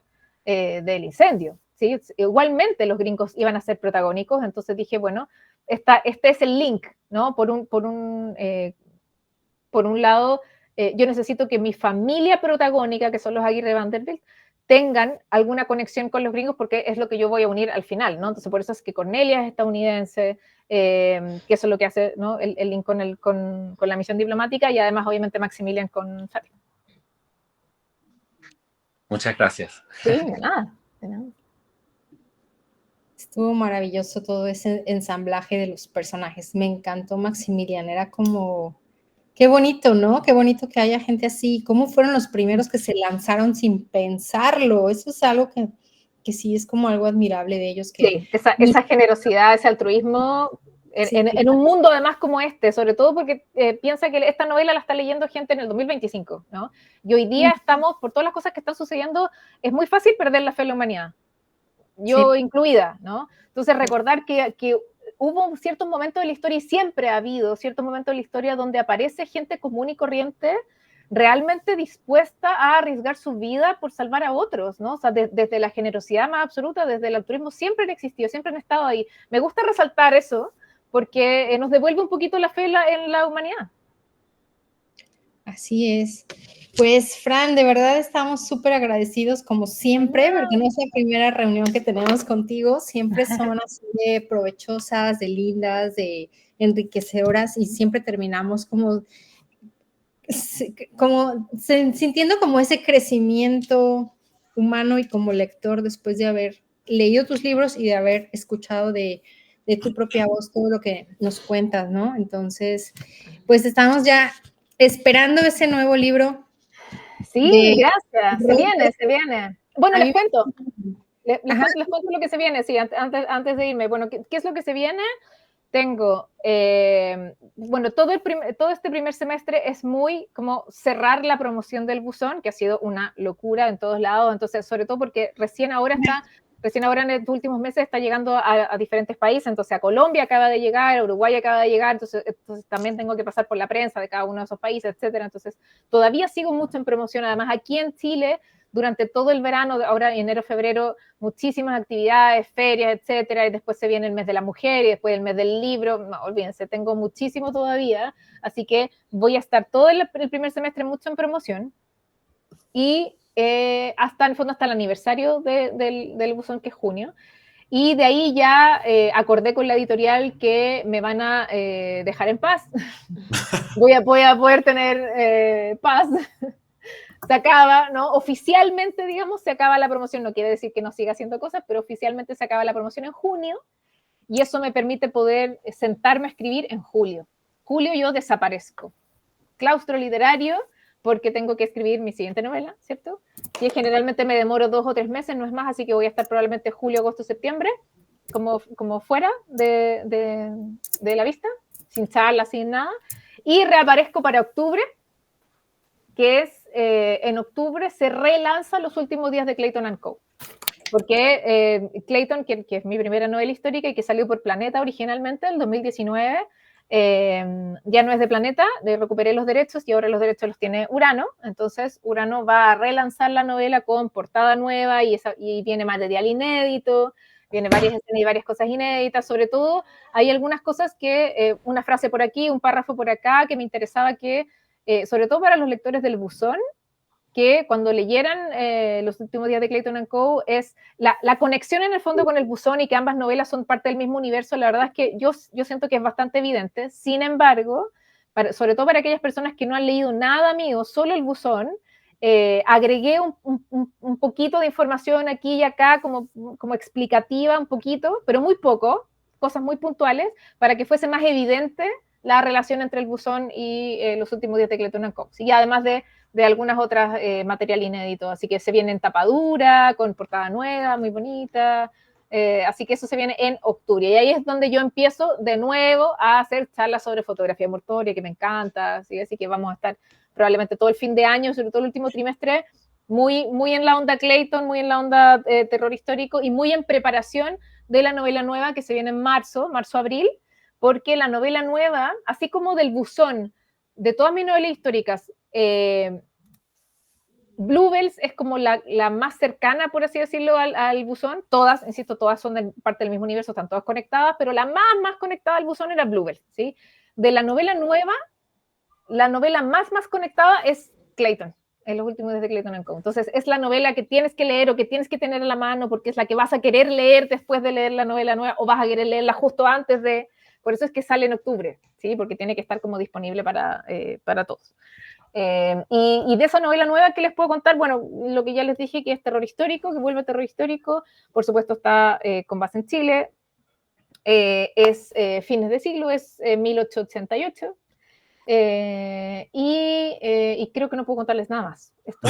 Esto es todo lo que puedo decirles, creo. Terror histórico...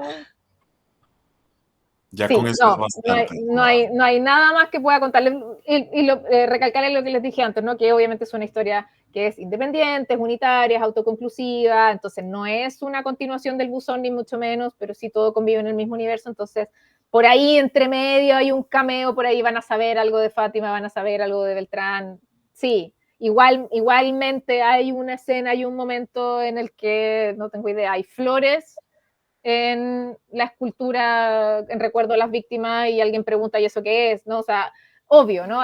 Pero son pequeñas cositas, ¿no? Que son parte del contexto, pero que no tienen que ver con la trama central, a eso me refiero. Entonces, muy probablemente recién a fin de año, probablemente en octubre, cuando se relance Clayton, probablemente ahí ya voy a tener más... me van a dejar, voy a tener permiso para poder hablar de la novela nueva, así que ahí les cuento más. Fran, ya ven a México pronto. Sí, me encantaría, quiero ir a Guadalajara. Tengo muchas ganas, ojalá me lleven. Si usted viene a México, ¿me regalaría un autógrafo suyo? Por supuesto, a eso voy, por supuesto, a regalar autógrafos. Sí, claro que Pero sí. vas a tener que viajar, Jesús, no va a ir a tu casa, ¿eh? No hay problema. ¿Lo vieron ustedes?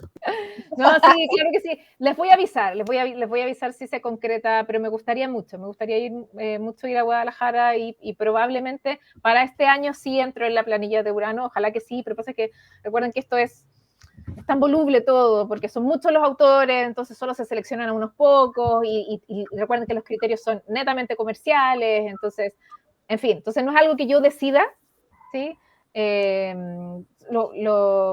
Mi único viaje así seguro que tengo este año es en abril, que voy a estar para el Día del Libro, para San Jordi, voy a estar en Barcelona en actividades de Urano allá, pero es el único viaje que tengo así realmente programado. Para Miami tampoco te trajeron. Pero quiero, sí, pero bueno, quién sabe este año, no tengo tan claro mi calendario de este año, así que quién sabe. Nadia. Gracias, Alejandra, gracias. O sea, Silvia Alejandra. Ay, sí. No había visto tu nombre, yo desde aquí veía solo Alejandra y no, es Silvia Alejandra. Acabo de ver. Solo la familia me dice Alejandra, así que... perfecto. Bueno, yo me llamo María Francisca y nadie me dice María, por supuesto, soy Francisca. Muy Nadia, ¿les querías mencionar algo?